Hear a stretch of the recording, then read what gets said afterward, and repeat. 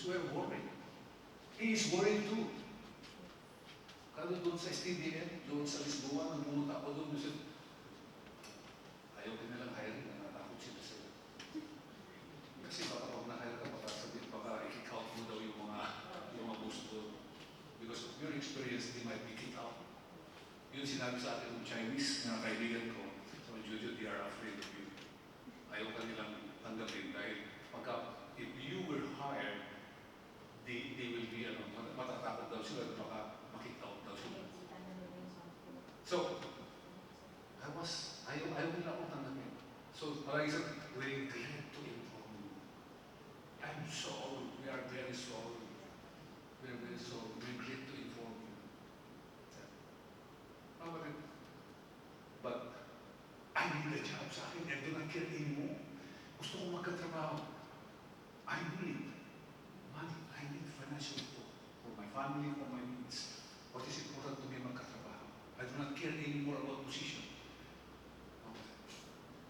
So, see, I was overage.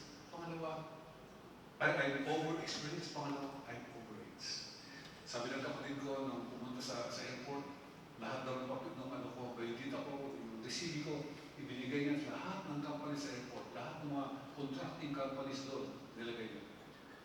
Kahit mga kaibigan, makakilala niya lahat ng mga manager nung binabasa niya, oh, your brother is too experienced, overqualified. But when we look at his age, he's overage. Overage. But then, pumunta naman siya, oh, your brother is good, experienced, but it's overage. Our company does not hire 50 in a bar. So, over-experience, overage. Sabi ko, Lord, sana, where? Sana ko pupunta. Over-experience, overage, sana ko pupunta. Kung ano na iniisip ko, sana. Okay, Lord, bahala ka na. Kaya mag-apply ako security guard. Pupunta ako. Are you really applying for security guard? Yeah, no problem. Sure. Pupunta ako. Tinanggap ako, sige. Okay, you can start tomorrow if you want. You want to start, parang uy, vision. Gusto na akong mag-start ng Friday agad. Let me start Monday, please. Nag-save ako. Overqualified. Overage. I'm exception. But I'm happy. Sabi ko, thank you. May trabaho na ako. Security. I'm so proud of it. I thank God. Right? Nilagay ko pa nga sa Facebook ko, sabi ng mga kapatid ko, mukha kang pulis.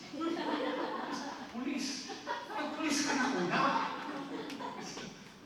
Sabi naman ng ibang yung, nilagay ko, piloto kaya ka. Piloto. Sabi ng nag-real ko sabi ka, sa Amerika sabi ka, bakit ka nag-piloto? Engineer ka, di ba? Saan ka nag-aral? Basta ako, tingnan mo yung aeroplano ko, pinicture ko yung aeroplano doon sa park. Yun yung aeroplano. Right. So mga kapatid, here, the message yung mga kapatid. Overage, overqualified, but still, God can do the things that He wanted you to do. When you are called, He qualifies you. He qualifies you. Amen? Amen? Amen? Right? Palampakan natin Diyos. So, regardless of who I am, okay,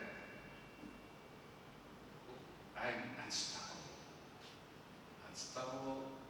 So I was hired by Mandarin, and I'm working there because I'm unstoppable. He qualifies me. Amen? Amen? Okay? So, point number 3. Okay, looking at my time. Qualifies my untowardness and unholiness. Ito ang mabigat na qualifications. When God qualifies us, this really that we have to be thankful in our life. Okay?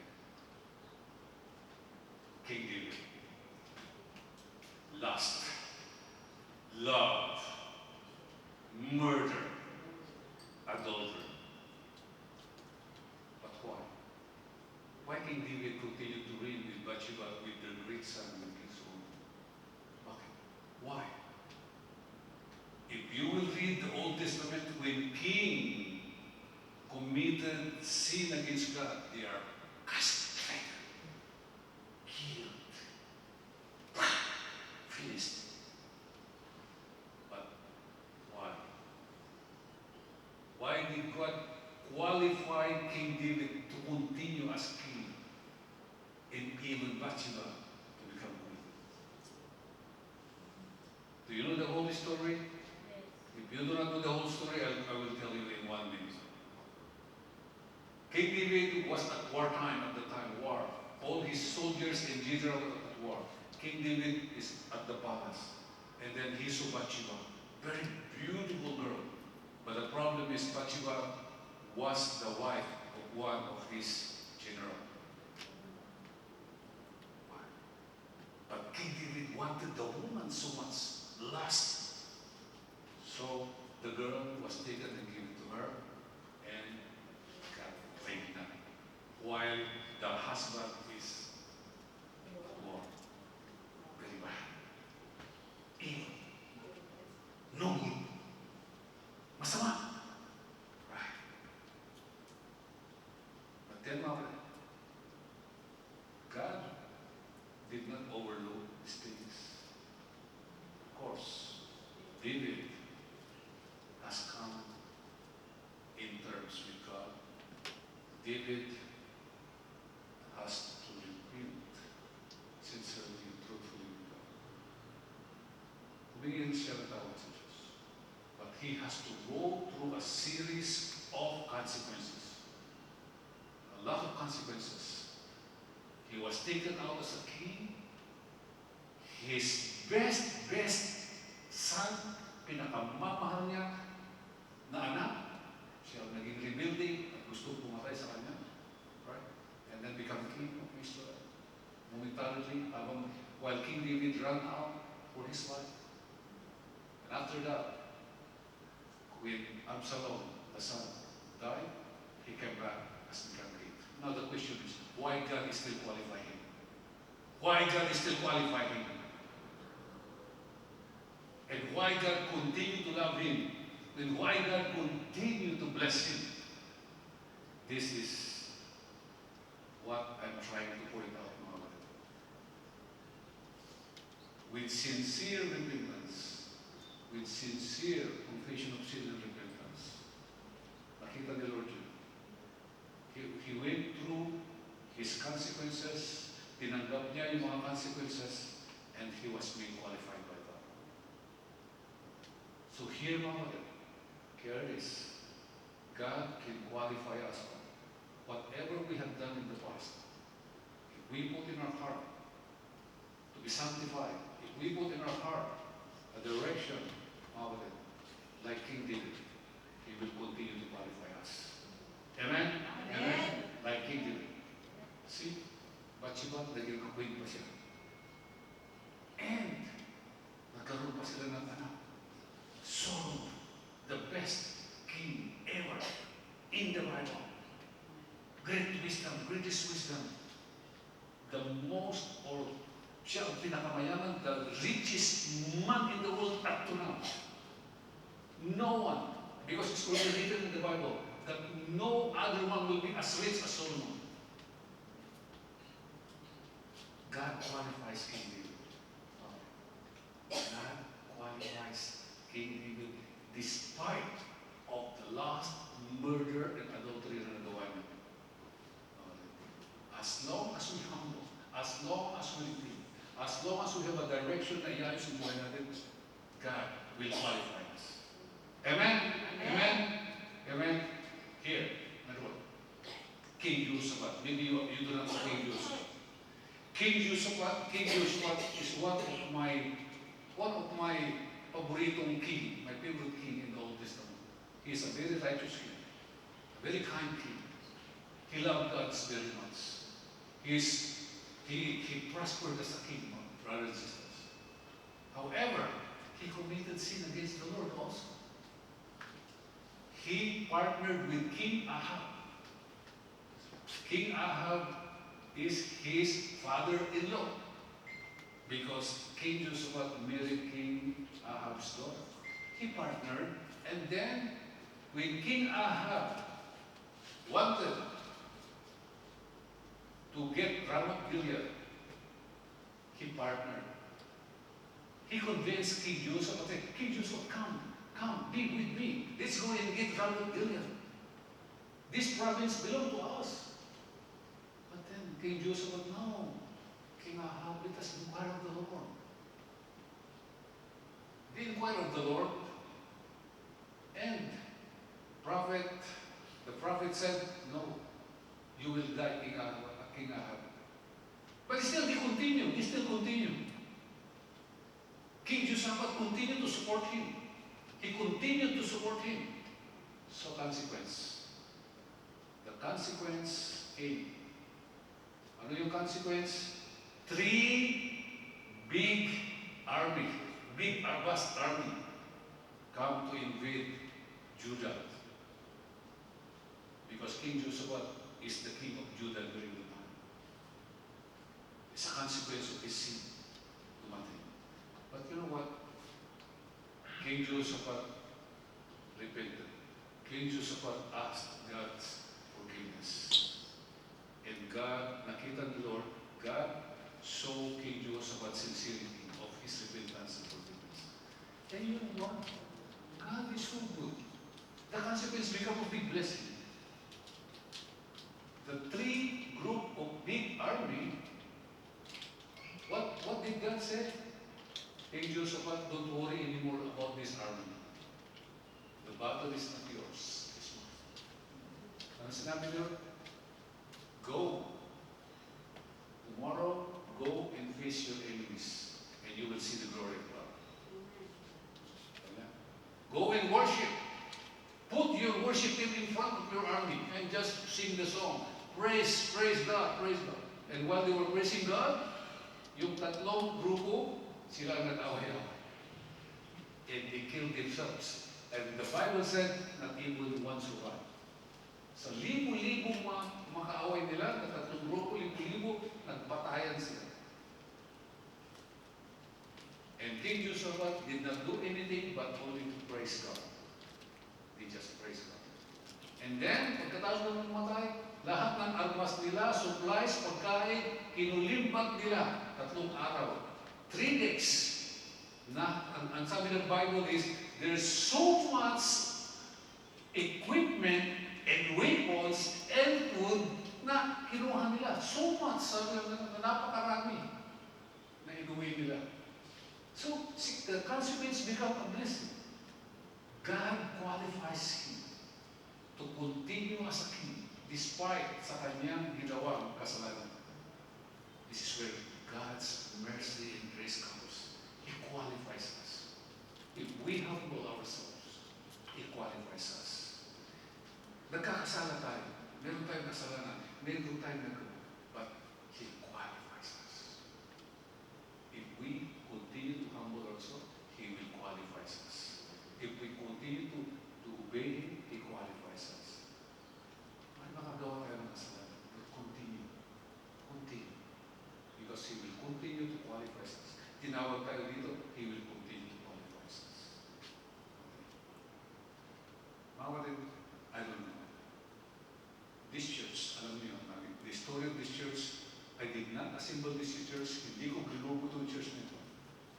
This was from Blessed Rock, and then, suddenly, the responsibility came. Sabi ko, Lord, bakit ako? Alam mo yung sitwasyon ko. You know my situation na inaayos ko. This is so complicated situation sa buhay ko. So complicated that I do not even know what to do. Sabi ko. There's so many people involved. Too many hearts will be involved. Many people will be involved. It's so complicated. Bakit ako pa? Ang dami naman dyan na pwede. Bakit ako pa? Why? Sabi ko. I've been questioning this for many, many years. because you called me, I will do kung ano pinapagawa mo. I will continue to lead this church. I will continue the work of a pastor because I will just obey what you are telling me. But you know who I am. You know who I am. You know my situation. In the very beginning. Mula nun pa, you know me, Lord. You know me more than myself. And then sabi ko, Lord, why did you qualify me? So, pero nakikita ko, the Lord start to move in my life. Sa mga komplikadong sitwasyon, time has come. Time slowly is coming. So, I continue to put my trust because He qualified me, He called me. Remember? Those He called, He qualifies. Tinawag ako, so He qualified. You were all called, He will qualify. Huwag yung sabihin na, ang nakaraan ko ganito, ang nakaraan ko ganito. Hindi ako qualified, hindi ako qualified. Don't say that. Because it is God who qualifies us. Huwag yung isipin, huwag yung tingin yung sinasabi ng mga tao. You are not worthy. You hindi ka nag-graduate. Ang ganyan ang buhay mo. Don't listen. It is not them who qualifies you. It is not them who qualifies us. It is God who qualifies us. Amen? Amen? Amen? So who become Paul? Saul is a doctorate degree in the Old Testament. Okay? Pharisees of the Pharisees. Hebrew of the Hebrews. Sabi na, ano pa? Ang lahat na yun is I consider grace. I was owned by the Lord Jesus Christ. And in my legalistic righteousness, in my being a persecutor, in being a murderer, He still qualified me to become His disciple and apostle. And you can see mga kapatid, para sa akin, Apostle Paul is the best apostle. He has done a lot of things. Compared to Peter, compared to the other apostle, Apostle Paul has done a lot of things. He was called, despite of being a murderer, persecutor, legalistic, righteous man, he was qualified. Qualified in lordship. And being very humble person of it. Apostle Paul said, kinalimutan ko kung sino ako in the past. I don't care. I am a master of my doctorate degree in Pintachok or whatever. No. I consider all rubbish for the sake of Christ. Sabi niya. Because He was called. Tinawag siya. Amen? Amen. Same. Tinawag tayo. Kayo man nag-aaral sa Dutch school, you were called. Lahat kayo dito, mga ministry, you are called. Mga kapatid, God has qualified you. Keep moving. Amen? Amen? Amen. Keep moving. Keep serving the Lord and expect great blessings. Amen? Amen? Amen? So, ang isang example, sinabi ko na sa inyo mga kapatid, one of the best example that you see, mga kapatid, na ito. He qualifies me. This is it. If you know my life, He qualified me. Amen? Qualify ako the Lord, and I do believe God is working in my life slowly, slowly. Dahil alam niya na kung bibiglayin niya ako, baka hindi ko katayanin. Baka ma-fat-cut ako. Yung mga iba, alam nila ko yung fat-cut. Hindi na kayanan ni fat-cut. Kaya nagpakamatay na lang siya. Pero hindi tayo fat-cut dahil anak tayo ng Diyos. Pastora, hindi siguro alam yung fat-cut. Si fat-cut, Pastora, ay isang binatil, yung binata na online gamer. Isang online gamer, ang galing niya, kumikita siya ng pera sa online game. Lahat ng pera niya, binibigay niya sa girlfriend niya. Kaya sinuportahan niya yung girlfriend niya, lahat ng luho, binibigay niya. At kumakain lang siya ng gulay para lang ibigay lahat ng pera sa girlfriend niya. umabot na ng almost 5 million in terms of peso, ibigay sa kanyang girlfriend. Ang hindi niya alam, yung girlfriend niya may iba pa. And then, nung nalaman niya, and then, supposed to be kakasal sila yung May, yun pala na iba na siya. Hindi niya nakayanan yung sakit. At sabi niya, pumunta doon sa bridge, sabi niya, pwede ba bigyan mo ako pambili ng maklo na gugutom mo? Hindi siya bigyan. Sabi niya, trabaho ba? Hindi niya nakayanan yung sakit. Kamatay siya. Tumundag siya sa bridge, namatay siya. Pero doon sa buong China, sikat na sikat siya. Si Fat Cat. Mapalit, this is it. Magpapasalamat tayo. Because a Christian will never commit suicide. Because the Holy Spirit that is within us, will always protect us. Kaya sometimes it's questionable, sasabihin mo isang Christian na pakamatay. Because the Holy Spirit will never ever let you do this. It's only the devil will always say. So mga kapatid, here it is. Huwag yung kakalimutan that God qualifies us sa IOU. Ano yung una? Immature, inexperience. Pangalawa? Over-experience. Over-age. Pangatlo, unpoor, unholy. Remember this. Don't listen to other people. Remember what God says. I called you, I qualify. Amen? Amen? So regardless of who I am, God will qualify us. Amen? Amen, Maurid? So, we are unstoppable. Unstoppable tayo, Maurid. Yan, unstoppable tayo. Meron tayong pangarap sa buhay, meron tayong gustong marating, meron tayong gustong gawin sa Panginoon, meron tayong gustong gawin sa pamilya natin. We are unstoppable because God qualifies us. God is a faithful God. God is a merciful God. God is a loving God. And He will continue to be with us. Let's just continue to believe in Him. Continue to serve Him. Continue maniwala sa Kanya. And do not give up. Amen. We are supposed to be unstoppable. Amen? Amen, mga kapatid? So yan yung mga tatlong points. And so, that is it. We are all unstoppable. Amen? Because everything we can do. For example, I can do all things in Him who strengthens me. We are unstoppable because we've been qualified by God. Lahat tayo qualified ng Panginoon. So claim that one and work with that. You have to work in your daily life as an unstoppable. You are qualified. Remember this. Kahit marami tayong challenges, marami tayong trials, remember, God loves us. We are unstoppable. We are qualified by God. Amen. Amen. All glory to God. Amen. Amen.